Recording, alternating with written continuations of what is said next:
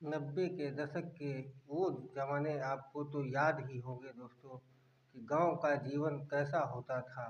सब संयुक्त परिवार रहता था, एक साथ मिल-जुल कर रहते थे, कच्चे मकान होते थे, हालत बुरी होती थी, लेकिन फिर भी लोग खुशहाली से खेती-किसानी किया करते थे। खेती-किसानी करके अपना जीवन यापन करते थे दोस्तों। याद है दोस्तों?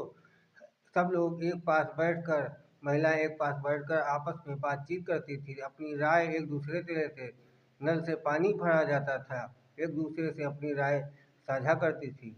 अगर कहीं जाना होता था तो बैलगाड़ियों से जाते थे, नहीं तो पैदल ही निकल जाते थे। और घर में पहले कच्चे चूल्हों पर खाना पकाया जाता था।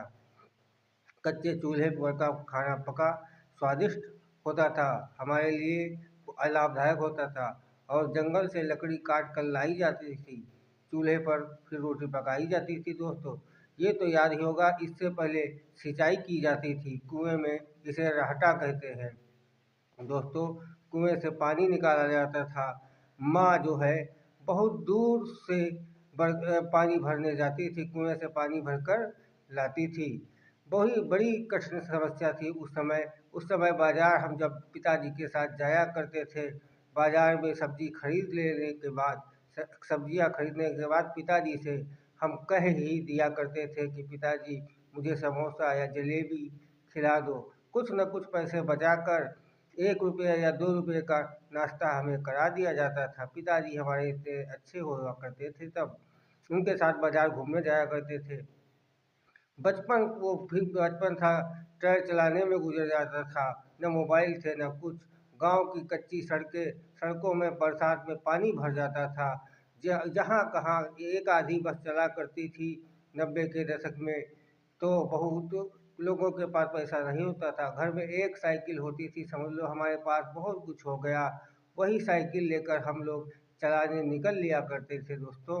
याद ही होगा, ये बहुत ही सुंदर नज़ारा। और गेहूँ की कटाई होती थी, गेहूँ की कटाई करने के बाद गेहूँ को तब जो है हाथ से मार लिया जाता था, गेहूँ भूसा अलग कर लिया जाता था। खेती किसानी सब बैलों के द्वारा की जाती थी, आधुनिक नहीं थी, बैलों के द्वारा किसानी की जाती थी दोस्तों। ठंडी का मौसम जब आता था तो लोग आग जलाकर आपस आस पास बैठ कर तापते थे, कहानियाँ सुनते थे। जब अंधेरा होने पर लालटेन जला ली जाती थी दोस्तों।